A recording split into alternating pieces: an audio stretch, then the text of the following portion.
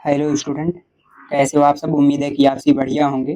तो आज की इस वीडियो में देखने वाले हैं समास, जो कि आपके एग्जाम में यहाँ से 2 क्वेश्चन या 1 क्वेश्चन 100% आता ही आता है। तो आज की इस वीडियो में आप लोग लास्ट तक जरूर बने रहिएगा।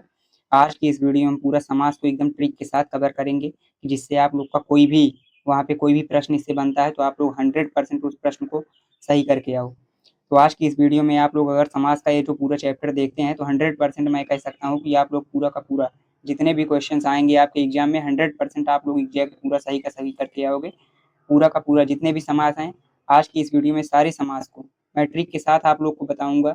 जो है द्वंद्व समास, द्विगु समास, तत्पुरुष समास, कर्मधारय, जितने भी समास हैं सबको एक ट्रिक के साथ बताऊंगा कि ट्रिक से आप लोग कैसे याद रख सकते हो, कैसे पहचान सकते हो कि समास कौन सा है वो। तो आज की इस वीडियो में आप लोग लास्ट तक जरूर बने रहिएगा। मैं 100% कहता हूँ कि आपके एग्जाम में यहाँ से प्रश्न आप लोग को देखने को मिलेंगे ही मिलेंगे। तो चलिए आज की इस वीडियो में जो आप लोग को पहले ये बता देते हैं कि जो आपका क्वेश्चन पूछा गया था उसको दिखा देते हैं। तो आपका जो रियल एग्जाम पेपर है यानी कि हिस्ट्री का जो रियल पेपर है उसमें ये प्रश्न पूछा गया था, देख सकते हैं आप लोग। नवयुवक, नवयुवक कौन सा समास है? तो नवयुवक कौन सा समास है इसको आप लोग को कमेंट करके बताना है लास्ट में। पहले पूरा वीडियो समास का देख लेना, पूरा अच्छे तरीके से समझ लेना, सभी ट्रिक के माध्यम से सभी को पहले पहचान लेना कि कौन सा समास है। तब आप लोग को बताना है कि ये नवयुवक कौन सा समास है। आगे जो आपका क्वेश्चन पूछा गया था वो ये था कि जो आपका यथासंभव है, यथासंभव कौन सा समास है? तो यथासंभव कौन सा समास है? ये प्रश्न पत्र यानी कि प्रश्न पत्र फर्स्ट में आया था। और ये जो वाला प्रश्न आप लोग देख रहे हो नवयुवक, नवयुवक वाला जो है ये प्रश्न पत्र 6 में आया था। यानी प्रश्न पत्र कोड जो लिखा रहता है ऊपर वो प्रश्न पत्र कोड 6 में आया था। और वो वाला जो था प्रश्न पत्र कोड फर्स्ट में आया था। तो आप लोग याद रखना ये फर्स्ट में पूछा गया है और वो प्रश्न पत्र कोड 6 में पूछा गया था। चलिए समास को पूरा देखते हैं और ट्रिक के साथ सभी चीजें देखेंगे कि सभी चीजें याद रहें हमेशा के लिए। तो सबसे पहले देख लेते हैं समास, समास क्या होता है। तो सबसे पहले मैं आप लोग को बता दूं समास का जो अर्थ होता है वो संक्षिप्त होता है। क्या होता है? संक्षिप्त होता है। आप लोग याद रखना संक्षिप्त, संक्षिप्त का जो अर्थ होता है यानी कि हम कम से कम शब्दों में अधिक से अधिक अर्थ प्रकट करें, कम से कम शब्दों में अधिक से अधिक अर्थ प्रकट करें, वही क्या कहलाता है? समास कहलाता है। यहाँ पे इसकी परिभाषा दी गई है, दो या दो से अधिक शब्दों अथवा पदों के संयोग को क्या कहते हैं? समास कहते हैं। आप लोग याद रखना दो या दो से अधिक शब्दों अथवा पदों के संयोग को समास कहते हैं। समास के जो कितने भेद होते हैं? 6 भेद होते हैं। आप लोग याद रखना समास के कितने भेद होते हैं? 6 भेद होते हैं। यहाँ से भी प्रश्न बन सकता है कि समास के कितने भेद होते हैं, तो आप लोग बता देना 6 भेद होते हैं। कौन कौन से होते हैं? द्वंद्व समास, द्विगु समास, तत्पुरुष समास, कर्मधारय समास, अव्ययी भाव समास, बहुब्रीहि समास। आप लोग याद रखना 6 भेद होते हैं। कौन कौन से? द्वंद्व समास, द्विगु समास, तत्पुरुष समास, कर्मधारय समास, अव्ययी भाव समास, बहुब्रीहि समास। चलिए सभी को बारी बारी से देखते हैं द्वंद्व समास क्या होते हैं। तो द्वंद्व समास की परिभाषा यहाँ पे देखो, द्वंद्व समास किसे कहते हैं? तो द्वंद्व समास में सभी पद प्रधान होते हैं। क्या होते हैं? सभी पद, यानी कि जितने भी पद होंगे इसमें सभी पद प्रधान होंगे। जैसे कि चलिए ट्रिक के माध्यम से समझने की कोशिश करते हैं कि जो द्वंद्व समास है, द्वंद्व समास को हम कैसे पहचानेंगे कि वो द्वंद्व समास है। तो द्वंद्व समास में दोनों पदों में हमेशा क्या लगा रहेगा? योजक चिन्ह। यानी कि योजक चिन्ह जो आपका ऐसे लगा रहता है बीच में, वो चिन्ह हमेशा आप लोग को देखने को मिलेगा।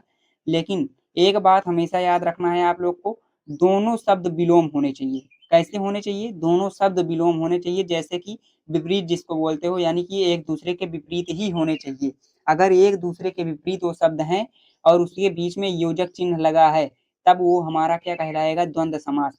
बिना देखे ही आप लोग को तुरंत बता देना है कौन सा समास है? द्वंद्व समास। सिर्फ और सिर्फ यही देख लेना है जो विलोम शब्द है कि नहीं, यानी कि जो दोनों शब्द दिए जा रहे हैं वो एक दूसरे के उल्टा है यानी कि विपरीत है कि नहीं है। बस इतना ही आप लोग को देख लेना है और तुरंत का तुरंत टिक लगा देना है द्वंद्व समास पे। तो चलिए एग्जाम्पल देख लेते हैं। एग्जाम्पल जैसे कि है रात दिन। क्या है? रात दिन। रात देखो, रात का जो उल्टा होता है यानी विलोम होता है, दिन होता है। तो रात और दिन के बीच में आप लोग कौन सा चिन्ह देख रहे हो? योजक चिन्ह, यानी कि जो ये चिन्ह बना हुआ है। तो मैंने अभी आपको बताया कि अगर विलोम होगा और बीच में योजक चिन्ह लगा है तो आप लोग को बिना देखे ही तुरंत किस पे लगा देना है? द्विगु समास पे, सॉरी द्विगु समास नहीं, द्वंद्व समास पे लगा देना है। कौन से समास पे टिक लगा दोगे? द्वंद्व समास पे टिक लगा देना है। तो आप लोग याद रखना अगर एक दूसरे के विपरीत होंगे, एक दूसरे के विपरीत यानी कि दो शब्द दिए गए हैं तो वो क्या कहलाएगा? द्वंद्व समास कहलाएगा। अगर बीच में योजक चिन्ह लगा है तो योजक चिन्ह अगर जहाँ पे भी आपको बीच में मिल जाएगा वहां पे अगर दोनों शब्द एक दूसरे के विलोम होंगे, तो आप लोग को बिना देखे ही तुरंत का तुरंत याद रखना है कौन सा समास हो जाएगा, द्वंद्व समास हो जाएगा। जैसे आगे है मारपीट, माता-पिता, ये सभी क्या है, द्वंद्व समास है। कौन सा समास है, द्वंद्व समास। चलिए एक बार फिर से बता देते हैं, द्वंद्व समास में जो होता है हमेशा सभी पद प्रधान होते हैं, यानी कि जो ये पहला पद भी आप लोग देख रहे हो, लास्ट वाला पद भी, ये दोनों पद प्रधान है। लेकिन यहाँ पे ट्रिक जो है इसकी, हमेशा बीच में योजक चिन्ह लगा रहेगा, साथ ही साथ जो शब्द दिए जाएंगे वो दोनों क्या होंगे, विलोम शब्द रहेंगे, आप लोग याद रखना। अगर विलोम शब्द नहीं है, यहीं पे अगर बोला जाता है रात और रात, रात रात, ये दोनों एक दूसरे के विलोम नहीं है, ये दोनों क्या है, समान शब्द हैं, तो ये हमारा द्वंद्व समास नहीं होगा। ये हमारा कौन सा समास नहीं होगा, द्वंद्व समास नहीं होगा। आगे ये भी बताएंगे कि ये कौन सा समास होगा फिर। तो चलिए आगे देखते हैं। आगे आप लोग याद रखना, द्वंद्व समास के 3 भेद होते हैं। कितने भेद होते हैं, 3 भेद होते हैं। पहला है इतरोत्तर द्वंद्व, दूसरा है समाहार द्वंद्व, तीसरा है वैकल्पिक द्वंद्व। तो ये भी याद रखना कि यहाँ से भी क्वेश्चन बन सकते हैं। द्वंद्व समास के कितने भेद होते हैं, तो 3 भेद होते हैं। आज की इस वीडियो में जितने भी हम टॉपिक कवर करवा रहे हैं, जितने भी समास के जो ये 6 भेद हैं सबको करवा रहे हैं, तो आप लोग को मैं यही कहूँगा कि आप लोग कॉपी यानी कि नोट्स जो होती है, नोट्स आप लोग ज़रूर बनाते चलिए। क्योंकि अगर आज आज जो है नोट्स अगर आप लोग बनाएँगे इसका, तो 100% मैं ये कह सकता हूँ कि आपके एग्ज़ाम में जितने भी क्वेश्चन आएँगे, यहीं से आएँगे। आप लोग एक भी प्रश्न समास का, एक भी प्रश्न नहीं छोड़ोगे। अगर 1 प्रश्न चाहे पूछा जाए, चाहे 2 प्रश्न, चाहे 3 प्रश्न, एक भी अगर प्रश्न जो भी आएगा समास का, एक भी प्रश्न नहीं छूटेगा, 100% ये मेरा गारंटी है। चलिए आगे देखते हैं। आगे है दूसरा ट्रिक, आप लोग यहाँ याद रखना कि दूसरा जो ट्रिक होता है इसका, द्वंद्व समास में और या आदि भी आता है, और या आदि भी आता है। यानी कि आप लोग को अभी जो यहाँ पे बताया गया, जैसे कि यहाँ पे लिखा गया है माता-पिता, क्या लिखा गया है? माता-पिता लिखा गया है, और उसके ऊपर यहाँ पे आप लोग देख सकते हैं मारपीट लिखा गया है। मारपीट, रात-दिन। तो ये सभी का अगर जब समास विग्रह किया जाएगा, तो हमेशा बीच में जो आपको शब्द देखने को मिलेगा, और, या, आदि, ये सभी शब्द मिलेंगे। तो ये शब्द अगर भी मिल रहे हैं, अगर विग्रह करने पर ये शब्द मिल रहे हैं, तो हमेशा और हमेशा वो कौन-सा समास होगा? द्वंद्व समास होगा। इसको भी आप लोग याद रखना। लेकिन इसको याद करने की ज़रूरत नहीं है। मैंने इसको आप लोग को समझने के लिए बताया है। अगर बाई चांस ऐसे वहाँ पे क्वेश्चन दे दिया जाता है, तब कैसे समझोगे कि वो कौन-सा समास है? इसलिए ये ट्रिक बनाई गई है। तो ये ट्रिक भी आप लोग याद रखना, और जितने भी ये सारे आप लोग यहाँ पे पूरा नोट्स देख रहे हैं, इसको मैंने खुद अपने हाथों से बनाया हुआ है, तो आप लोग को इसमें घबराने की ज़रूरत नहीं है।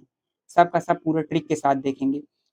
वीडियो थोड़ा-सा लंबा हो सकता है, लेकिन पूरा का पूरा समास जो है आज आप लोग अच्छे तरीके से समझ जाओगे। तो यहाँ पे जैसे रात-दिन लिखा है, तो रात-दिन को हम बोल सकते हैं रात और दिन। क्या बोल सकते हैं? रात और दिन। तो आप लोग यहाँ पे जो और शब्द देख रहे हो बीच में, वही है दूसरी ट्रिक। अगर मान लीजिए रात और दिन भी लिखा है, और वहाँ पे योजक चिन्ह ना लगा हो, तब भी आप लोग को कौन-सा समास लगा देना है? द्वंद्व समास लगा देना है, आप लोग को याद रखना है। बस केवल आप लोग को इतना ही याद रखना है कि अगर दोनों शब्द विलोम हैं, बीच में योजक चिन्ह लगा है, तब वो कौन-सा समास हो जाएगा? द्वंद्व समास हो जाएगा। आपको ये ट्रिक नंबर 2 की ज़रूरत ही नहीं पड़ेगी याद करने की, बस इतना ही आप लोग ट्रिक फर्स्ट याद रखना बस। चलिए आगे देखते हैं। आगे अगला समास है आपका द्विगु समास। कौन-सा समास है? द्विगु समास है। तो जिस समास में पूर्व पद, यानी कि अभी 2 पद होते हैं, 2 पद हमने बताया, जो पूर्व पद यानी जो पहला पद होगा, और जो लास्ट वाला पद होगा उत्तर पद कहलाएगा। तो जिस समास में पूर्व पद यानी कि संख्यावाचक हो, क्या हो? संख्यावाचक हो, कौन-सा समास हो जाएगा? द्विगु समास हो जाएगा। आप लोग यहाँ पे समझ सकते हो, यहाँ पे क्या कहा गया कि पूर्व पद यानी कि जो पहला पद होगा हमारा, कौन-सा पद होगा? पहला पद जो होगा हमारा, वो क्या होगा? संख्या होगा। जैसे संख्या यानी कि जो आपकी गिनती की संख्या होती है, 6 हो गया, 1 हो गया, 3 हो गया, 4 हो गया, या कोई भी संख्या होगी, 1, 2, 3, 4 कोई भी संख्या हो सकती है। अगर पूर्व पद यानी कि पहला पद अगर संख्या है, तो हमारा कौन-सा समास हो जाएगा? द्विगु समास हो जाएगा। आप लोग हमेशा और हमेशा ट्रिक में ये लिख लेना कि जिसका पहला पद यानी कि पहला पद क्या होगा? संख्यावाचक होगा। संख्या अगर निर्धारित करेगा वो, तो कौन-सा समास हो जाएगा? द्विगु समास हो जाएगा। जैसे ही आप लोग विकल्प में देखोगे, कोई भी अगर अगर पूछा गया है समास, अगर उसका पहला अगर जो है संख्यावाचक है, यानी कि संख्या है, द्विगु समास पूछ रहा है, अगर उसका पहला पद जो है वो संख्यावाचक है, तब बिना देखे ही आप लोग को तुरंत द्विगु समास लगा देना है। जैसे कि चलिए एग्ज़ाम्पल देख लेते हैं, इससे पहले आप लोग देख लो, द्विगु समास जो होता है वो कितने प्रकार का होता है? तो 2 प्रकार का होता है। पहला है समाहार द्विगु, दूसरा है उपपद प्रधान द्विगु। आप लोग इसको भी याद रखना। यहाँ से भी प्रश्न बन सकते हैं। द्विगु समास कितने प्रकार के होते हैं? 2 प्रकार के होते हैं। तो ये भी नाम याद रखना, समाहार द्विगु, उपपद, प्रधान द्विगु। चलिए देख लेते हैं एग्जाम्पल। एग्जाम्पल में जैसे है त्रिभुवन, क्या है? त्रिभुवन। त्रिभुवन में आप लोग देख सकते हो लिखा क्या है? त्रि लिखा है। त्रि का मतलब जो कि क्या होता है? 3 होता है। तो अभी हमने यहाँ पे ये बताया कि जो पूर्व पद होगा, यानी कि जो इसमें का पहला पद आप लोग देख रहे हो, ये क्या है? हमारा संख्यावाचक है। क्या है? संख्या, यानी कौन सी संख्या लिखी है? 3 लिखी है। क्या लिखी है? 3 लिखी है। तो अभी हमने आपको बताया कि अगर जिसका पहला पद संख्यावाचक होगा, तुरंत आप लोग को बिना देखे ही क्या लगा देना है? द्विगु समास लगा देना है। आप लोग निश्चिंत रहें, आज की इस वीडियो में पूरा समास को एकदम अच्छे तरीके से ट्रिक के साथ कवर करेंगे। तो पहले ही आप लोग, अगर पहला पद आप लोग को दिखाई दे रहा है कि वो क्या है? संख्यावाचक है, तो तुरंत का तुरंत आपको क्या कर देना है? द्विगु समास लगा देना है। आगे जैसे है पंचमुख। पंचमुख मतलब 5 मुखों का समाहार, इसका विग्रह हो जाएगा। चौराहा जैसे 4 राहों का समाहार। सब में देख लो आप लोग, पहला जो पद है आपका संख्या ही है। आगे जैसे दशरथ। दशरथ मतलब 10 का मतलब 10 हो जाएगा, यानी जो 10 होता है गिनती लिखते हो 10, वो है शतचक्र। शत का मतलब 100, यहाँ पे ये भी 100 जो है संख्यावाचक है। एक नयन, एक नयन का मतलब एक जो है आपका, ये भी संख्यावाचक है। तो अभी यहाँ पे बताया गया कि जो पूर्व पद यानी कि संख्यावाचक होगा, तो आपको बिना देखे क्या कर देना है? द्विगु समास लगा देना है। तो आप लोग ट्रिक लिख सकते हैं। पूर्व पद अगर पहला, यानी कि जो पहला पद होगा वो क्या रहेगा? संख्यावाचक रहेगा, यानी कि संख्या रहेगा 1 2 3 4 जो भी हो सकता है। अगर वो संख्या रहेगी तो क्या हो जाएगा? द्विगु समास हो जाएगा। चलिए आगे देखते हैं। आगे है कर्मधारय समास। क्या है? कर्मधारय समास। और आप लोग को मैं ये कहूंगा कि अगर कोई भी अभी भी दिक्कत होगी, कोई भी डाउट होगा, तो आप लोग 100% कमेंट करके पूछ लेना। 100% आप लोग को रिप्लाई मिलेगा। और ये फिर से मैं बताऊंगा कि आप लोग को जो भी समास नहीं समझ में आएगा, फिर से मैं उसको शॉर्ट वीडियो बनाकर डालूंगा। और चाहे जैसे भी, मैं आप लोग को समास जो है पूरा का पूरा अच्छे तरीके से समझाने का प्रयास करूंगा कि आप लोग का एक भी नंबर, एक भी क्वेश्चन अगर वहाँ पे समास का आता है, तो 100% आप लोग को गलत करके नहीं आना है। तो चलिए देखते हैं कर्मधारय समास। तो कर्मधारय समास क्या है? तो कर्मधारय समास जिस समास में पूर्व पद क्या होगा? विशेषण, यानी कि जो एडजेक्टिव पढ़ते हो, एडजेक्टिव यानी कि विशेषण। विशेषण मतलब जो विशेषता बताई जाती है। और उत्तर पद क्या होगा? विशेष से होगा, यानी कि जिसकी विशेषता बताई जाएगी। विशेष मतलब जिसकी विशेषता बताई जाएगी, और विशेषण मतलब जो विशेषता बताई जा रही होगी वही है विशेषण। और विशेष मतलब किसकी विशेषता बताई जा रही है, वो है उत्तर पद। तो कर्मधारय समास कहलाता है, यानी कि जिस समास में पूर्व पद विशेषण और उत्तर पद विशेष से हो, कर्मधारय समास कहलाता है।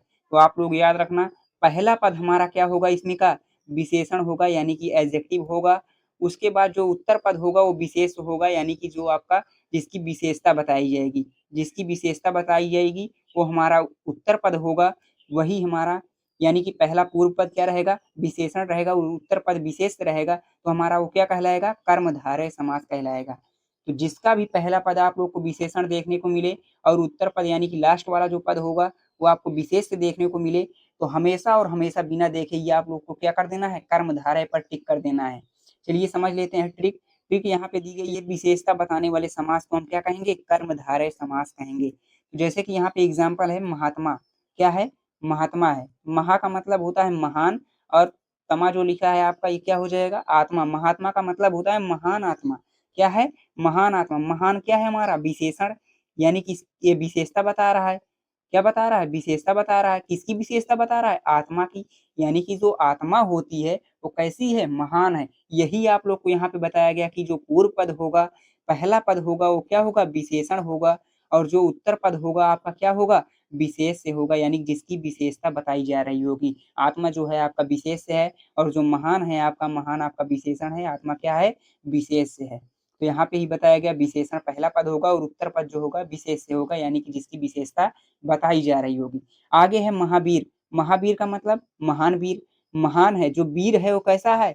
महान है। तो महान एक हमारा विशेषण है, वीर यानी कि जो आपका विशेष है, जिसकी विशेषता बताई जा रही। तो यहाँ पे भी ये कौन सा समास हो जाएगा? कर्मधारय समास हो जाएगा। आगे है काली मिर्च।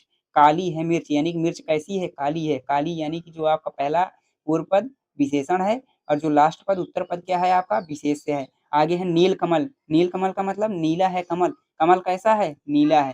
तो चलिए आगे देखते हैं। उम्मीद करते हैं कि आप लोग को जितना भी ये समास समझा रहे होंगे, पूरे समास आप लोग को अच्छी तरीके से समझ में आ रहे होंगे। चलिए आगे देखते हैं। और हाँ, आप लोग को मैं 100% कह रहा हूँ कि आपके एग्ज़ाम में यहाँ से क्वेश्चन देखने को मिलेगा ही मिलेगा। तो आप लोग चाहे क्लास 9th और 10th, 11th, 12th में पढ़ रहे होंगे यानी कि तैयारी कर रहे होंगे 9, 10th, 11th, 12th किसी भी क्लास की अगर आप लोग तैयारी कर रहे होंगे तो 100% आप लोग ये समाज चैप्टर को पूरा अच्छे तरीके से कवर कर लेना। और मैं आप लोग को कहूँगा चाहे आप लोग यूपी बोर्ड में भी पढ़ रहे होंगे, यूपी बोर्ड यानी कि क्लास 9, 10th, 11th, 12th में अगर आप लोग होंगे तो यहाँ से आप लोग पूरा समास पढ़ सकते हैं, आपके एग्ज़ाम के लिए वहाँ भी हेल्पफुल रहेगा।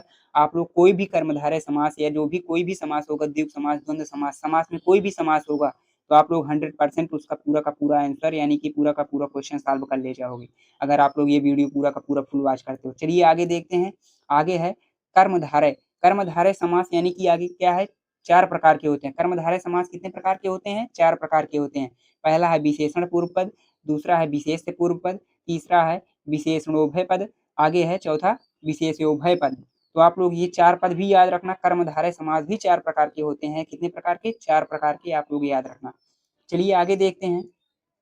आगे आप लोग का दिया गया है अव्ययी भाव समास। क्या दिया गया है? अव्ययी भाव समास दिया गया है। तो चलिए अव्ययी भाव समास को भी समझ लेते हैं। तो अव्ययी भाव समास क्या होता है? अव्ययी भाव समास यानी कि जिस समास में पूर्व पद अव्यय हो, अव्ययी भाव समास कहलाते हैं। चलिए यहाँ पे ट्रिक देख लेते हैं। ट्रिक आप लोग का ये रहेगा कि प्रत्येक उपसर्ग वाला शब्द क्या होगा?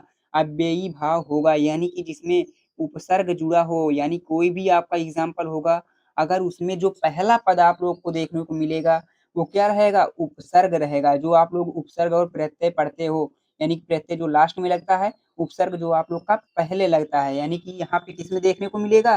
पूर्व पद में जुड़ा हुआ मिलेगा। तो हमारा क्या कहलाएगा? अव्ययी भाव समास कहलाएगा। आप लोग बिना देखे लगा देना, अगर जिसमें आप लोग को उपसर्ग मिल जाए। क्या मिल जाए? उपसर्ग मिल जाए तो आप लोग को बिना देखे ही क्या कर देना है? अव्ययी भाव समास पर टिक लगा देना है। जैसे कि आप लोग का अनुकूल है। क्या है? अनुकूल। अनुकूल का मतलब मन के अनुसार। तो यहाँ पे अनु जो आप लोग देख रहे हैं ये हमारा उपसर्ग है। क्या है? उपसर्ग है। अनु आप लोग जो देख रहे हो ये क्या है? हमारा उपसर्ग है। तो यही आप लोग को यहाँ पे बताया गया कि जिस समास में पूर्व पद क्या होगा? अनु, यानी कि जो लिखा गया यहाँ पे क्या है? ये उपसर्ग होगा, यानी कि पूर्व पद क्या होगा? उपसर्ग होगा। तो हमारा कौन सा समास हो जाएगा? अव्ययी भाव समास हो जाएगा। आगे देखते हैं, आगे है प्रतिदिन। प्रतिदिन का मतलब प्रत्येक दिन। तो जैसे कि यहाँ पे जो आप प्रति देख रहे हो, प्रति क्या है? हमारा उपसर्ग है। क्या है ये? उपसर्ग है। उपसर्ग और प्रत्यय जिसको ना समझ में आए, उपसर्ग जो होता है शुरू में जुड़ता है। उपसर्ग क्या होता है? शुरू में जुड़ता है। और जो प्रत्यय होता है आपका, ये शब्द के लास्ट में जुड़ा होता है। कहाँ पे जुड़ा होता है? लास्ट में जुड़ा होता है। ये भी याद रखना। जो उपसर्ग होगा, उपसर्ग पहले लगता है और जो प्रत्यय होता है वो आपका लास्ट में जुड़ा होता है। तो यहाँ पे आप जो प्रति देखे, प्रति क्या है? हमारा उपसर्ग है। आगे है यथा समय। यथा यहाँ पे आप लोग जो देख रहे हो, यथा क्या है? हमारा उपसर्ग है। क्या है ये? उपसर्ग है। तो चलिए आगे देख लेते हैं। आगे देखते हैं। आगे है आप लोग का जो अपवाद। हाँ, यहाँ पे आप लोग समझ लो, अपवाद समझ लो थोड़ा सा। चलिए अपवाद देखते हैं। जैसे लिखा है दिनों दिन, यानी कि दिन दिन लिखा जाए, जैसे कि सेम शब्द लिखा रहे। क्या रहे? दिन दिन जैसे लिखा है, सेम शब्द लिखा है। क्या लिखा है? सेम शब्द। यानी दिनों दिन मतलब दिन ही दिन में। तो ये भी हमारा कौन सा समास हो जाएगा? अव्ययी भाव समास हो जाएगा। जैसे आप लोग को द्वंद्व समास में बताया गया। किसमें बताया गया? द्वंद्व समास में आप लोग को ये बताया गया जिसमें आप लोग को बीच में योजक चिन्ह मिल जाए। क्या मिल जाए? योजक चिन्ह मिल जाए। वो हमारा कौन सा समास हो जाएगा? द्वंद्व समास हो जाएगा। लेकिन हमने वहाँ पे आप लोग को ये भी बताए कि जो आप लोग का शब्द होगा वो कैसा होना चाहिए? विलोम होना चाहिए। कैसा होना चाहिए? विलोम शब्द होने चाहिए। कैसे शब्द होने चाहिए? विलोम शब्द होने चाहिए, यानी कि समान शब्द आप लोग का नहीं होना चाहिए। समान शब्द है जैसे यहाँ पे दिनों दिन, क्या है ये? जैसे दिन दिन अगर लिख दिया जाएगा तो ये हमारा समान शब्द हो जाएगा। लेकिन अगर समान शब्द रहेगा तो हमारा कौन सा समास हो जाएगा? अव्ययी भाव समास हो जाएगा। आप लोग याद रखना कौन समास हो जाएगा? अव्ययी भाव समास हो जाएगा। वही यहाँ पे हमने आपको अपवाद में लिख करके बता दिया गया है। तो हमने ये खुद अपने अपने हाथों से ही ये नोट्स तैयार किया है, तो आप लोग को कोई घबराने की ज़रूरत नहीं है। जैसे आप लोग आगे देख रहे हो बात बात, बात बात भी एक क्या है? समान शब्द है। क्या है ये? समान शब्द है। तो ये कौन सा समास हो गया है? अव्ययी भाव समास हो गया है। तो जब भी अगर आप लोग को समान शब्द मिलेंगे, चाहे उसमें बीच में योजक चिन्ह क्यों ना मिले, अगर वो समान शब्द है तो हमारा अव्ययी भाव समास हो जाएगा, द्वंद्व समास नहीं होगा। द्वंद्व समास तभी होगा जब बीच में आप लोग को योजक चिन्ह मिलेगा, साथ ही साथ दोनों शब्द जो आपको मिलेंगे वो कैसे होने चाहिए? विलोम शब्द होने चाहिए, यानी कि दोनों शब्द भी आपको विलोम यानी कि विपरीत मिलने चाहिए वहाँ पे। अगर विपरीत होंगे तो आप लोग का कौन-सा समास हो जाएगा? द्वंद्व समास हो जाएगा। कौन समास हो जाएगा? द्वंद्व समास। चलिए आगे देखते हैं। आगे है नोट आप लोग याद रखना, यहाँ पे नोट में भी समझा दिया गया है कि रिपीटेड शब्द क्या होते हैं? अव्ययी भाव समास होते हैं। रिपीटेड का मतलब यही जो आप लोग समान शब्द देख रहे हो, वो कौन-सा समास हो जाएगा? अव्ययी भाव समास हो जाएगा। चलिए आगे देखते हैं। आगे है आपका 5वां बहुब्रीहि समास। कौन-सा समास है? बहुब्रीहि समास। यानी कि यहाँ पे कहा क्या जा रहा है? जहाँ दोनों पदों को छोड़कर अन्य पद प्रधान हो। क्या हो? अन्य पद प्रधान होंगे तो हमारा कैसा समास हो जाएगा? बहुब्रीहि समास हो जाएगा। कौन-सा समास हो जाएगा? बहुब्रीहि समास हो जाएगा। यानी कि यहाँ पे ये कहा जा रहा है जो आपका पूर्व पद होगा, क्या होगा? पूर्व पद होगा या लास्ट पद यानी कि जो आपका उत्तर पद होता है, इन दोनों पदों को छोड़कर कौन प्रधान होगा? कोई तीसरा व्यक्ति। क्या होगा? कोई तीसरा व्यक्ति प्रधान होगा। क्या होगा? कोई तीसरा व्यक्ति। जैसे आप लोग को एग्ज़ाम्पल से समझाएँ, जैसे 2 लोगों के बीच क्या होती है? लड़ाई होती है, तो कोई तीसरा व्यक्ति आकर के ही तो वहाँ पे आप लोग का जो है मज़ा लेता है। यानी कि अगर एक और एक यानी कि जो ये 2 व्यक्ति हैं, आपस में ये लड़ रहे हैं, तो फ़ायदा किसको होगा? किसी तीसरे व्यक्ति को। यानी कि तीसरा व्यक्ति आपकी क्या उड़ाएगा? हँसी उड़ाएगा। जैसे घर-परिवार में होता है कि आपस में ही दोनों लोग लड़ रहे हैं, भाई-भाई में ही लड़ाई हो रही है, तो कोई तीसरा व्यक्ति जो आपके बगल वाला होगा वही तो हँसेगा, वही फ़ायदा लेगा। तो वैसे ही यहाँ पे बहुब्रीहि समास है, आप लोग याद रखना जहाँ दोनों पदों को छोड़कर अन्य पद प्रधान होंगे, यानी कोई तीसरा प्रधान होगा, तो वही हमारा क्या कहलाएगा? बहुब्रीहि समास कहलाएगा। जैसे यहाँ पे एग्ज़ाम्पल आप लोग याद रखना, जैसे है चतुरानन, क्या है? चतुरानन। ये चतुरानन का मतलब होता है 4 हैं आनन जिसके, 4 हैं आनन जिसके, आनन का मतलब होता है मुख। मुख मतलब जो चेहरा होता है आपका, चेहरा जो होता है वही है आनन। तो 4 हैं आनन जिसके, 4 किसके आनन हैं? ब्रह्मा के कितने मुख हैं? 4 मुख हैं। तो ब्रह्मा जो यहाँ पे ये तीसरा शब्द निकल के आया, यही आपका प्रधान है इसमें। क्या है? प्रधान है। तो यहाँ पे जो ये तीसरा शब्द है, वही ही हमारा ये बता रहा है कौन-सा समास हो जाएगा? बहुब्रीहि समास हो जाएगा। यानी कि जो प्रधान शब्द है, तीसरा प्रधान शब्द है, यानी कि जहाँ दोनों पदों को छोड़कर कौन-सा पद प्रधान हो? अन्य पद प्रधान हो, कौन-सा समास होता है? बहुब्रीहि समास होगा। तो 4 हैं आनंद जिसके यहाँ यहाँ पे जो है अर्थात ब्रह्मा जिसको बोला जाता है, वो यहाँ पे प्रधान शब्द है, ब्रह्मा प्रधान शब्द है, तो यही आपका क्या हो जाएगा? बहुब्रीहि समास हो जाएगा। आप लोग याद रखना आगे है जैसे लंबोदर, क्या है? लंबोदर, यानी कि लंबा है उदर जिसका यानी कि तीसरा शब्द इसमें क्या है? गणेश। गणेश आपका क्या हो जाएगा? पद प्रधान हो जाएगा।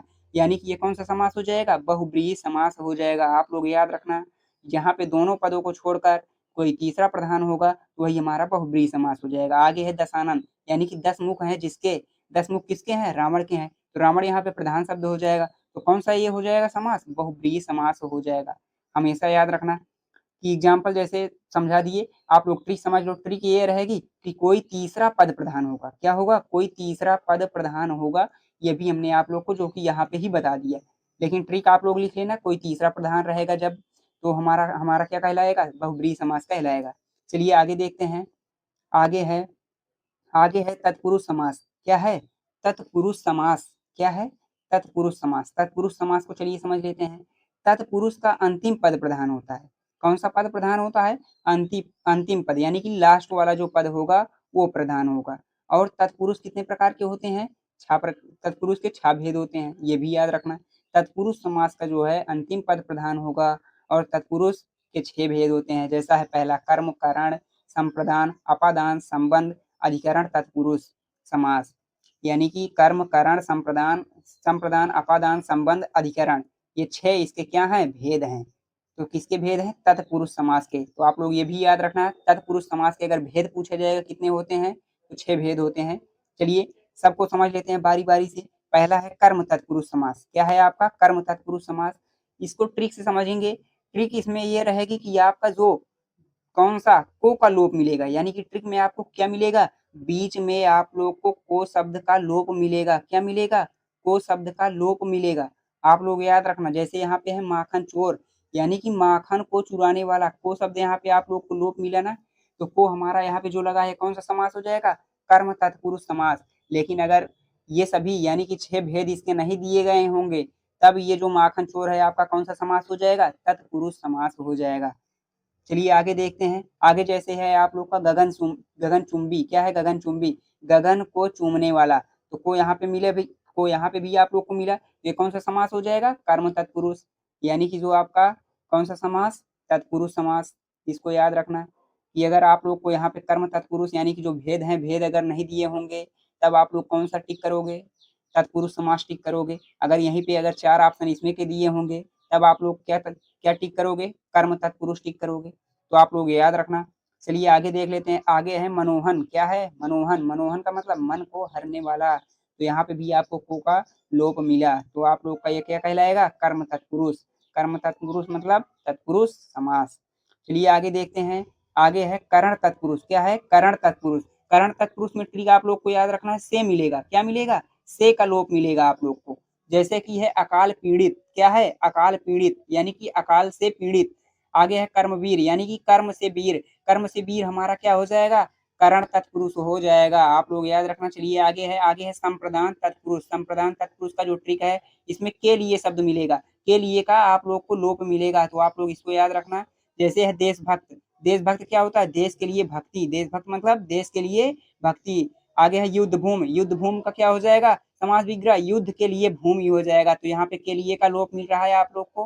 तो ये जो हमारा कौन सा पुरुष हो जाएगा? संप्रदान तत्पुरुष हो जाएगा। चलिए आगे देखते हैं। आगे है अपादान तत्पुरुष। क्या है? अपादान तत्पुरुष। अपादान तत्पुरुष का जो ट्रिक है, इसमें भी आप लोग को क्या मिलेगा? से का लोप मिलेगा। लेकिन आप लोग याद रखना कि जो यहाँ पे से का लोप मिल रहा है, वहां पे अंत में आप लोग को हीन मिलेगा। यानी कि हीन यानी कि रहित। जो हीन रहित होगा, तो आप लोग को देखने को मिलेगा। जैसे अंतहीन है। अंतहीन का मतलब अंत से हीन। कर्महीन का मतलब कर्म से हीन। वन रहित का मतलब वन से रहित। जैसे आप लोग को यहाँ पे इसमें भी से का मिला था।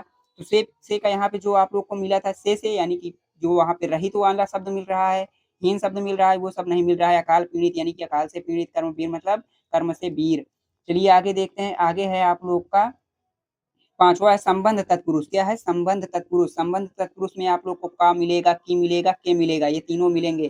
तीनों शब्द का लोप मिलेगा आप लोग को। तीनों में से कोई सा भी एक आप लोग को मिल सकता है। चलिए देखते हैं। जैसे प्रेम सागर है। क्या है? प्रेम सागर। तो प्रेम सागर का क्या हो गया? प्रेम का सागर। क्या हो गया? प्रेम का सागर। आगे है दिनचर्या। दिनचर्या का क्या हो गया? दिन की चर्या। यानी की मिला यहाँ पे क्या मिला? का मिला। आगे है भारत रत्न। भारत का रत्न यानी कि का जो आपका लोप मिल रहा है, का, की, के, यानी ये तीनों लोप अगर आप लोग को मिलते हैं तो कौन सा पुरुष हो जाएगा? संबंध तत्पुरुष। यानी कि संबंध तत्पुरुष का मतलब अगर ये सभी अगर नहीं दिए रहेंगे, यानी कि 6 भेदों में से नहीं पूछा गया होगा, तब कौन सा पुरुष हो जाएगा?